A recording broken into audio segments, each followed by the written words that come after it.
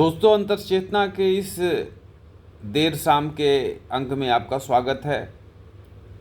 इस कड़ी का निर्माण इतनी देर में करने का मकसद ये था कि भारत और पाकिस्तान के बीच जो तनाव चल रहा है उसमें आज कुछ ताज़ी प्रगति हुई है, जिससे आपको अवगत कराना बहुत ही ज़रूरी है। आज दिन में भारत ने कई एक जगहों पर पाकिस्तान में हमले किए। पाकिस्तान का दावा है कि उसने तमाम ड्रोन हमारे द्वारा छोड़े हुए गिराए। हमारे सेना का कहना है कि हमने पाकिस्तान के कई एक एयर डिफेंस सिस्टम को बर्बाद कर दिया। लेकिन शाम को 8 बजे पाकिस्तान ने जम्मू एयरपोर्ट पर हमला किया, जो कि एक सेना का भी एयरबेस है, मिलिट्री एयरबेस है। जम्मू के आसपास उधमपुर, कठुआ पर भी हमले हुए और भी छोटे शहरों पर, अखनूर पर भी थोड़ा हमला हुआ, लेकिन हमारे एयर डिफेंस सिस्टम ने सक्सेसफुली इन हमलों को नाकाम कर दिया। फिर दोस्तों, राजस्थान में बड़े पैमाने पे हमले हुए। सबसे विभत्स हमला तो जो हुआ वो जैसलमेर में हुआ। दोस्तों, जैसलमेर में तकरीबन 70 मिसाइल पाकिस्तान ने फेंके। हमारे बहादुर पायलटों ने उन 70 मिसाइलों को हवा में इंटरसेप्ट करके बर्बाद कर दिया। बाड़मेर, बीकानेर में भी थोड़े बहुत हमले हुए मिसाइलों से, ड्रोन से, सबको हवा में हमारे बहादुर सिस्टम ने चूर चूर कर दिया। पंजाब के अमृतसर, पठानकोट, जलंधर में भी हमले हुए हैं और इन हमलों को भारत ने नाकाम कर दिया। एक चीज़ है दोस्तों कि एक भी जान माल की क्षति भारत में नहीं हुई। इतने अंदाज़ा गिनती उसकी नहीं है, बट 200 से ज़्यादा मिसाइल और 400 से ज़्यादा ड्रोन पाकिस्तान ने अब तक फेंक दिए हैं। ये हमारे एयर डिफेंस सिस्टम ने सक्सेसफुली तरीके से इसको समाप्त किया।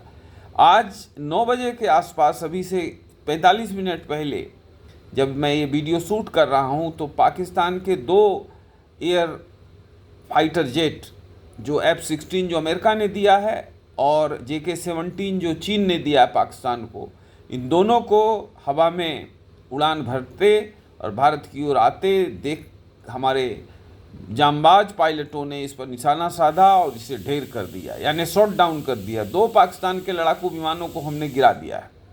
अब दोस्तों, इसका परिणाम क्या होगा? भारत ने जो 9 पाकिस्तानी ठिकानों पर 7 मई को हमला किया, वो आतंकी ठिकाने थे। हमने बहुत घोषित तौर पर ये ऐलान किया कि ये आतंकी अड्डे हैं। हम कोई भी सिविलियन, कोई भी मिलिट्री टारगेट्स को हिट नहीं कर रहे हैं और हमारा ये पूरा प्रयास है कि कहीं से एस्केलेट नहीं हो टेंशन। लेकिन पाकिस्तान ने भारत के सैन्य ठिकानों पर, भारत के नागरिक ठिकानों पर आज शाम से लेके अभी तक के 3 घंटों में तमाम हमले किए। पूरे रेड क्लिफ लाइन में इंटरनेशनल बॉर्डर के सामने जो हमले किए, ये इस बात का एलानिया जंग का ऐलान है कि हम अब जंग करेंगे। भारत भी पीछे नहीं हटेगा। दोस्तों, भारत भी आज रात में पाकिस्तान के शहरों पर पुरजोर मिसाइल हमला करेगा।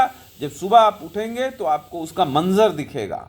जिस ताकत से पाकिस्तान टकराया है, उस ताकत से पाकिस्तान को डेथ और डिस्ट्रक्शन ही मिलेगा। आज सऊदी अरेबिया के विदेश मंत्री और ईरान के विदेश मंत्री भी नई दिल्ली में थे। दोस्तों, कूटनीति भी अपना काम कर रही है।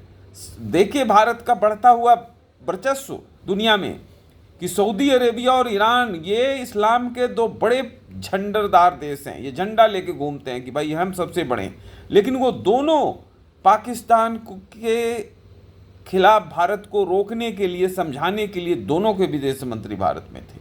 वो पाकिस्तान जा चुके हैं ऑलरेडी, और उनका आना इस बात का द्योतक है कि वो कहीं से भी भारत को गलत नहीं समझते। उन्होंने पहलगांव घटना की आलोचना की है। जो सदाबहार चीन है दोस्त पाकिस्तान का, उसने भी आलोचना की है। चीन के राष्ट्रपति जिनपिंग साहब अभी मॉस्को में हैं, उन्होंने भी आलोचना करी है और चीन ने आधिकारिक तौर पर यह लाइन लिया है कि भारत और पाकिस्तान को आपस के जो ये तनाव है, इसको कमाना चाहिए। ये ठीक नहीं है। एक सीधी बात की है कि भाई आप लोग दोनों तनाव घटाओ। लेकिन चीन का यह अप्रत्याशित रूप है। चीन जानता है कि अगर भारत और पाकिस्तान का युद्ध भड़का तो पाकिस्तान टुकड़ों में बटेगा, और पाकिस्तान जब टुकड़ों में बटेगा तो सीपीईसी जो सीपेक कॉरिडोर है चाइना का, जिसमें $70 बिलियन यानी 6 लाख करोड़ रुपया चाइना ने इन्वेस्ट किया पाकिस्तान में, जो जिंगजियांग से गवादर को जोड़ता है, जो जिंगजियांग पश्चिमी चीन का एक हिस्सा है और पश्चिमी पाकिस्तान के गवादर को जोड़ता है, तो इन दोनों को तोड़ने का काम जो है ये युद्ध कर सकता है। ऑलरेडी बलूच 25-30 हज़ार बलूच हथियार लेकर जंगे मैदान में है। जैसे ही ये युद्ध की गति बढ़ेगी, बलूच जो है वो स्वनिर्णय का अधिकार का पालना करते हुए अपने आज़ादी का ऐलान कर देंगे। भारत को आज चाहिए कि उस आज़ादी को, अगर बलूच अपने आज़ादी का ऐलान करते हैं तो भारत को सबसे पहला देश होना चाहिए कि बलूचों की आज़ादी को स्वीकार करे। दोस्तों, आज समय आ गया है कि पाकिस्तान को ईंट का जवाब पत्थर से देना है। पाकिस्तान को तोड़ना हमारी दीर्घ नीति है। जो पीओके है, जो नदर्न एरिया है, ये दोनों भारत का भी नहीं हिस्सा है। जब इंस्ट्रूमेंट ऑफ एक्सेशन एक्ट पर राजा हरि सिंह ने कश्मीर में आज़ादी के बाद साइन किया था तो ये भी कश्मीर का हिस्सा था। दोस्तों, पीओके नॉर्दर्न एरिया बहुत ही महत्वपूर्ण है। 75 हज़ार स्क्वायर किलोमीटर का लैंड है दोस्तों, और 10 लाख लोग भी नहीं रहते हैं, और इसका बॉर्डर अफगानिस्तान से ज़मीनी तौर पर लगता है, सेंट्रल एशिया से लगता है। इस पर हम कब्जा कर लेते हैं तो भारत जो है सच्चे अर्थों में वैश्विक शक्ति के तौर पर खड़ा होगा। सेंट्रल एशिया में जब हम ज़मीनी तौर पर घुसेंगे तो रूस में भी ज़मीनी तौर पर हम जाएंगे। हमको कहीं किसी से रोड नहीं मांगना है, हमारा खुद का रोड हो जाएगा और वो हमारा ज़मीन है, हमको रिटेक करना चाहिए। दोस्तों, इतिहास बार बार मौका नहीं देता है किसी देश को। 1971 में अवसर था, माननीय इंदिरा गांधी जी ने बहुत अच्छा काम किया, उस समय की प्रधानमंत्री थी, उन्होंने बांग्लादेश का निर्माण किया, लेकिन उनसे भी एक बड़ी चूक हो गई, उन्होंने पाकिस्तान के जीते हुए इलाके को छोड़ दिया। उस समय चाहिए था कि पूरा कश्मीर हम ले लें। वो गलती नरेंद्र मोदी जी आपको नहीं करनी है।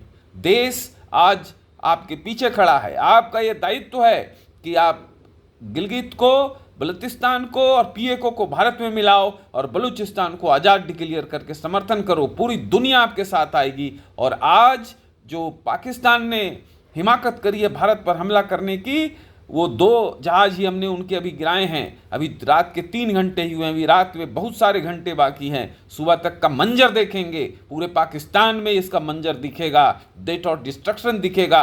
भारत अब वो भारत नहीं है, 1965 का भारत नहीं है, 1971 का भारत नहीं है। आज का भारत एक बहुत ही अलग किस्म का भारत है। और दोस्तों, निश्चित तौर पर पाकिस्तान को ये भारत आज दिखेगा। सुबह तक पाकिस्तान को ये महसूस होगा कि पहलगांव में जो उसने आग लगाई थी, उस आग से वो अब जलेगा और बुरी तरीके से जलेगा।